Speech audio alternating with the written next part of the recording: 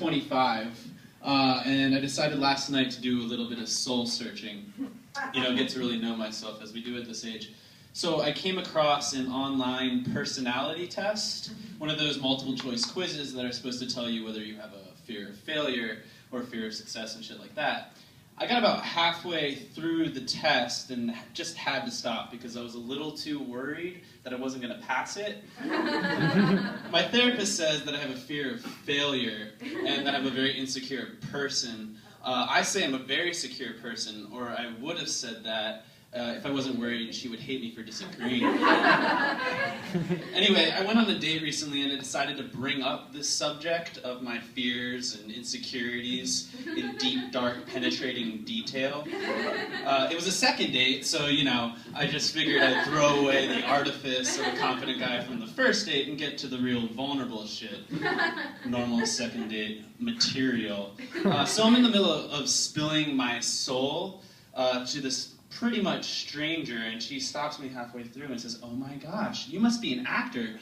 I totally thought you were this confident guy." And I said, "Not an actor, but I guess I'm a pretty good liar," which isn't even true. But I feel like I recovered pretty well. And then she proceeds to ask, "So what's the best lie you've told?" And I say, "That's easy. I wake up every morning, look in the mirror, and I tell myself, it's all worth it." The bad part is, she couldn't tell that I was joking, and neither can I. So, my therapist is also interested in my sexual history. I don't know why. But I don't want to go into too much detail or truth about that with her, because she's very attractive, and I think I still might have a chance with her. We'll see. But I will go into my sexual history with you guys. So let's start at the beginning. Let's start with masturbation. I'll be honest about the first time I masturbated, because the first time I masturbated, I couldn't do it. Let me explain. I was 11 and I was in my dad's bedroom and I found this 1994 Sports Illustrated swimsuit edition. And I didn't know what to do, and I'm going through it, and I knew that something was supposed to happen. I knew that much. Here are girls with boobies. That's probably part of it, right? And I just start getting frustrated, and I'm sitting there naked in the middle of my floor, flipping through the pages, and nothing is happening. And I'm like shouting at my rock-hard 11-year-old dick, going, "Come on! Come on!" So after about an hour of that, I give up. I'm like, yeah, fuck it. It's not working. But a week goes by, and I still have a boner, so I go back to the magazine. And this time, I try something amazing. I touch myself, and I haven't stopped doing that since.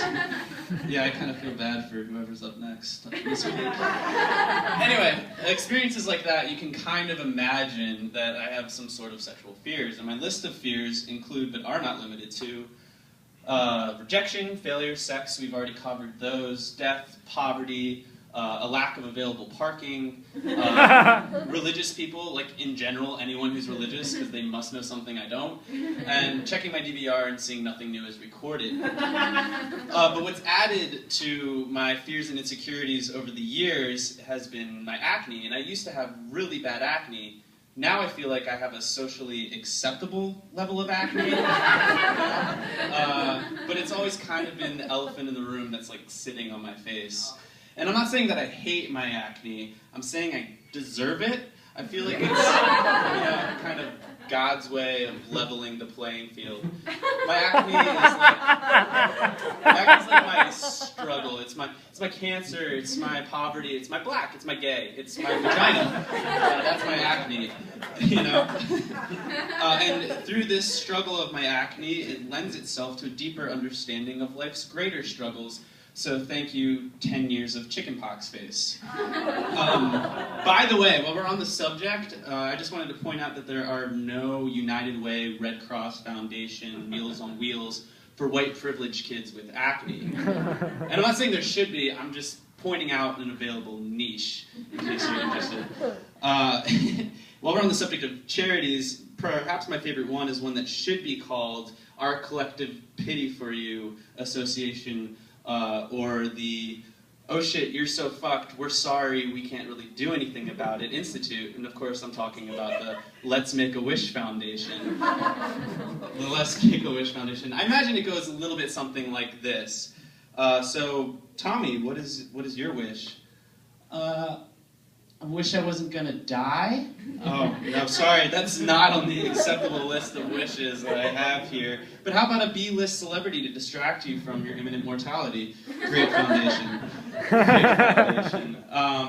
Anyway, I don't want to sound like I'm complaining about my insecurities, fears, or my acne. I am complaining, but I just don't want to sound like it. I know 25-year-olds can be considered real whiners. Kids these days, am I right? But the problem is I already hear 30-year-old Zach kind of being condescending to 25-year-old insecure, you know, quarter-life crisis cliche Zach. So any criticisms you might hurl at me, I got it covered, thank you. My problem is that I grew up knowing two things. I was told them a lot. One, life is the greatest gift, and two, you are very special.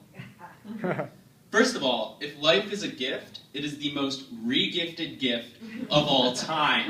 We add 200,000 people to this planet net every day. Therefore, I'm not that special, and life isn't that special. It's simple supply and demand. People, we have plenty of supply. And they're just a surplus of people who think that they're special, and I'm definitely one of them. The problem is, my sense of specialness isn't going to go away anytime soon because my parents insist on being supportive, which is a problem, especially my mom.